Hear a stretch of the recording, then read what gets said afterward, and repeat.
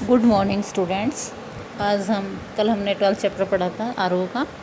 आज हम 13th chapter पढ़ेंगे काले मेघा पानी दे, जिसके लेखक धर्मवीर भारती जी हैं। धर्मवीर भारती का जो जन्म है बेटा वो 2 दिसंबर 1926 को हुआ था इलाहाबाद में। इलाहाबाद में हुआ था बेटा इनका जन्म। उनके पिता का नाम चिरंजीवी लाल और माता का नाम चंदी देवी था। बचपन में ही इनके पिता का जो है देहांत हो गया था, जिसके कारण धर्मवीर जी को अनेक कष्ट झेलने पड़े थे।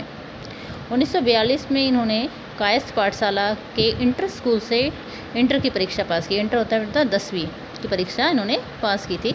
इसके बाद स्वतंत्रता आंदोलन में इन्होंने भाग लिया, जिसके कारण इनकी जो पढ़ाई थी वो 1 वर्ष के लिए रुक गई थी।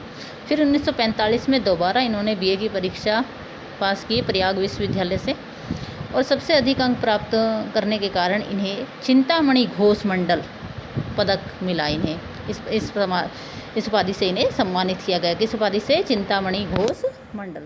1947 में इन्होंने हिंदी में एमए की परीक्षा पास की, और इसके बाद ये क्या हुआ बेटा, पीएचडी की उपाधि प्राप्त करने के बाद ये प्रयाग विश्वविद्यालय के प्राध्यापक के रूप में नियुक्त हुए। परंतु शीघ्र ही इन्होंने धर्मयुग के संपादक बन गए। ये एक पत्रिका है जिसके संपादक बन गए थे। 1961 में इन्होंने कॉमनवेल्थ रिलेशन कमेटी के निमंत्रण पर इंग्लैंड की यात्रा की, और पश्चिम जर्मनी जाने का भी इन्हें मौका मिला, अर्थात इन्होंने विदेश की भी यात्राएं की है। इन्होंने 1966 में भारतीय दूतावास के अतिथि बनकर के इंडोनेशिया और थाईलैंड की भी यात्रा की थी।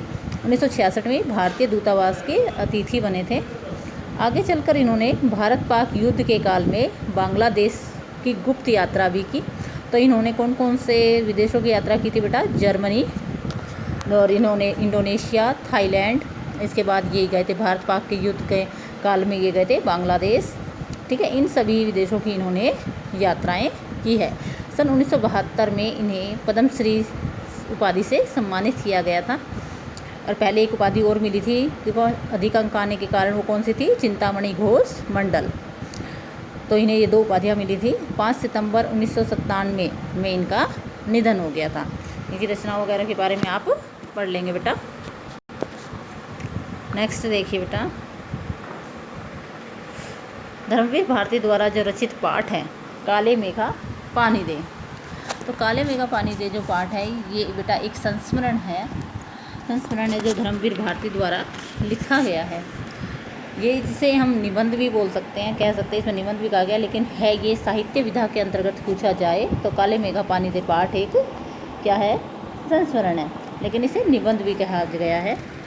इस चैप्टर में बेटा लोक प्रचलित विश्वास, यानी जो लोगों में जो विश्वास है, अंधविश्वास है उसका, और विज्ञान के द्वंद्व का सुंदर चित्रण किया गया है। यानी जो लोगों में विश्वास है उसको क्या माना गया है? अंधविश्वास, और विज्ञान अपने तर्क देता है उस पक्ष में, और लोक प्रचलित, लोक जो है अर्थात समाज जो है वो अपने तर्क देता है। जो विज्ञान है वो तर्क के सहारे चलता है बेटा, और जो हमारा लोक जीवन है वो विश्वास के सहारे चलता है। दोनों में अलग अलग दृष्टिकोण है। तो लेखक ने दोनों पक्षों के जो दृष्टिकोण हैं उनको प्रस्तुत किया है, और निर्णय जो है वो पाठकों पर छोड़ दिया है कि वे किसे ग्रहण करना चाहते हैं, लोक प्रचलित विश्वास को या फिर विज्ञान को।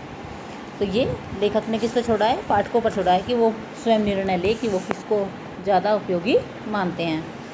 तो इस चैप्टर में बेटा जब वर्षा नहीं होती है, सूखा पड़ा हुआ था, उस समय का वर्णन किया गया है। जब वर्षा की प्रतीक्षा करते हुए धरती पे ही नहीं बल्कि लोगों के जो मन थे वो भी सूख चुके थे। मन क्या, सूखना क्या होता है बेटा? अर्थात वो मन से निराश हो चुके थे।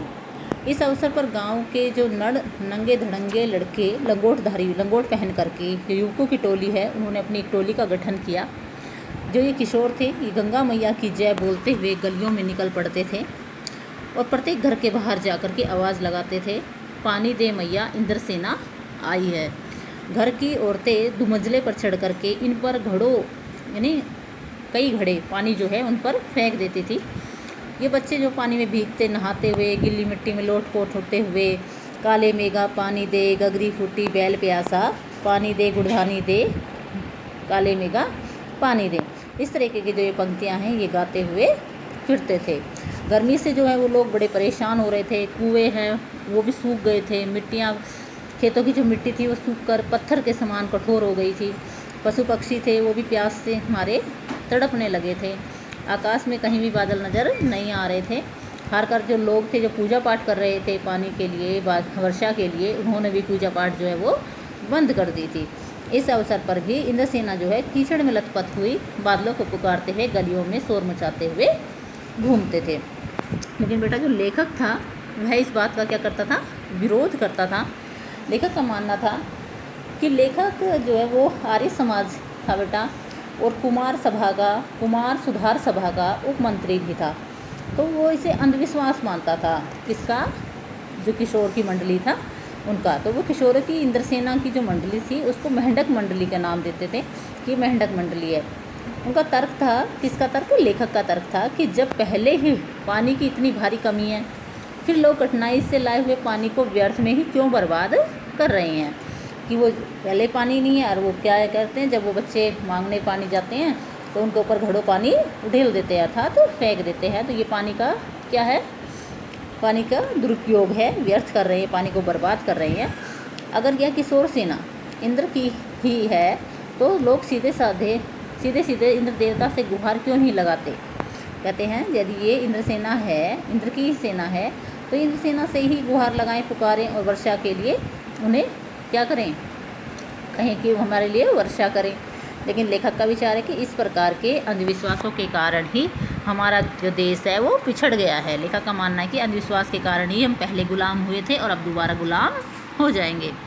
लेकिन जीजी के प्रति लेखक का जो विश्वास है वो बहुत है। लेखक के मन में जो अपनी जीजी पर बहुत विश्वास था, वह इंद्रसेना और अन्य विश्वासों को बहुत मानती थी। उसी जीजी वे प्रत्येक प्रकार की पूजा और अनुष्ठान में लेखक के हाथों से करवाती थी। कैसे करवाती थी बेटा? जो भी धार्मिक कार्य था वो जीजी जो अपने लेखक के हाथों से करवाती थी, ताकि जो फल है वो लेखक को प्राप्त हो सके, पूजा का जो फल। लेखक भी इंद्रसेना पर पानी फेंक के, यह क्या कौन चाहती थी? उसकी जीजी चाहती थी। लेकिन लेखक न तो जीजी से बोला और न ही उसके हाथों से लड्डू मठरी खाई। क्यों नहीं खाई? क्योंकि जीजी चाहती थी कि वह भी पानी फेंके। लेकिन लेखक जो है पानी फेंकने को व्यर्थ समझता था, पानी की बर्बादी समझता था। इस बात को लेकर के जीजी में और लेखक में क्या हो जाता है? विवाद हो जाता है। जीजी का कहना था कि यदि हम इंद्र भगवान को पानी नहीं देंगे तो वह हमें कैसे पानी देंगे। परंतु लेखक का कहना था कि एक को यह क्या है, एक अंधविश्वास है। तो दोनों इसमें अपने क्या देते हैं? तर्क देते हैं। क्या तर्क देते हैं? कि यदि मानव अपने हाथों से कुछ दान करेगा तो ही तो वह कुछ पाएगा। हमारे यहाँ ऋषि मुनियों ने भी त्याग और दान की महिमा का ज्ञान दिया है, अर्थात गान गाया है। त्याग वह नहीं जो करोड़ों रुपए से कुछ दान किया जाए, परंतु दान क्या होता है कि वह वस्तु जो हमें अति प्रिय है, ठीक है, उसका हम दान कर दें, जिसकी हमें बहुत ज़्यादा आवश्यकता है, जो हमारे पास बहुत कम मात्रा में है, उसका दान ही दान कहलाता है। ऐसा नहीं हमारे पास करोड़ों रुपए हैं, उस रुपए से हमने कुछ खरीदा और दान कर दिया, तो वह दान इतना महत्वपूर्ण नहीं है। वह दान ज़्यादा महत्वपूर्ण है जो हमारे पास वस्तु कम है और उस कम वस्तु में भी हम क्या करते हैं, जो हमें अति प्रिय है फिर भी है, जिसकी हमें ज़्यादा आवश्यकता है, फिर भी हम क्या करते हैं, उसको दूसरों के लिए दान दे देते हैं। यदि वह दान लोक कल्याण के लिए किया जाए, यदि हम दूसरों के कल्याण के लिए दान करते हैं तो उसका फल हमें अवश्य मिलता है। ऐसा तर्क कौन देती है? जीजी देती है। लेखक इस तर्क से हार गया क्योंकि इसके आगे लेखक के पास कोई जवाब नहीं था। फिर भी लेकिन वह अपनी जिद पर अड़ा रहता है। तब जीजी ने एक और तर्क दिया कि किसान देखो, जैसे 30-40 मन गेहूँ पैदा करने के लिए 5-6 सेर गेहूँ को क्या करता है, पहले धरती में ज़मीन में बोता है। पहले वह खुद कुछ कर देगा तो ही तो देवता हमें 4 गुना वापस लौटाएंगे। यह कहना सच नहीं है कि यथा राजा तथा प्रजा, किंतु हमें यह कहना चाहिए कि यथा प्रजा तथा राजा। गांधी जी ने भी इस दृष्टिकोण का क्या किया है? समर्थन किया है। इसके बाद कह रहे हैं बेटा कि जो लेखक है लास्ट में अपने जीजी के विवाद तर्क से प्रभावित होकर के लास्ट में लेखक का जो है निष्कर्ष पर पहुंचता है कि यह घटना जो है लगभग 50 वर्ष पहले की है, लेकिन इसका जो प्रभाव है वो लेखक के मन पर अब भी था। अर्थात ये जो घटना आपको बताई है इस चैप्टर में, ये क्या थी, लगभग 50 वर्ष पहले की थी, लेकिन इसका प्रभाव लेखक के मन पर अब भी था। वह मन ही मन सोचता है कि हमारे देश के लिए क्या, जो कि हम अपने देश के लिए क्या कर रहे हैं। हम सरकार के सामने बड़ी बड़ी मांगे रखते हैं, लेकिन हमारे अंदर त्याग की कोई भावना नहीं है। यदि हमसे कोई कुछ कहा जाए कि इस चीज़ के लिए आपको ये चीज़ त्याग करनी है, तो हम उसका त्याग नहीं करते। भले ही हम लोग भ्रष्टाचार की बातें करते हैं, लेकिन भ्रष्टाचार में क्या है, हम सभी लिप्त हैं, हम सभी भ्रष्टाचारी हैं। यदि हम स्वयं को सुधार लें तो देश और समाज स्वयं सुधर जाएगा। क्या है, सुधारने की आवश्यकता किसको है, अपने आप को। यदि आप ठीक हो जाओगे तो समाज जो है, समाज किससे, व्यक्तियों से बनाए व्यक्ति सब अपने आप ठीक हो जाएंगे, तो समाज जो है वो स्वयं ही सुधर जाएगा।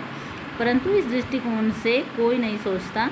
काले मेघ अब भी पानी बरसाते हैं, लेकिन गगरी फूटी की फूटी रह जाती है, बैल प्यासे रह जाते हैं, पता नहीं यह हालात कब सुधरेगी।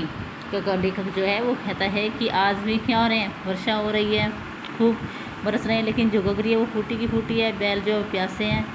अर्थात लोग जो हैं आज भी भ्रष्टाचार से क्या हो रहे हैं, पीड़ित हो रहे हैं, उनका शोषण किया जा रहा है।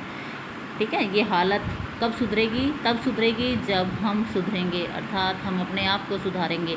तो समाज को सुधारने से पहले हमें अपने आप को सुधारना पड़ेगा।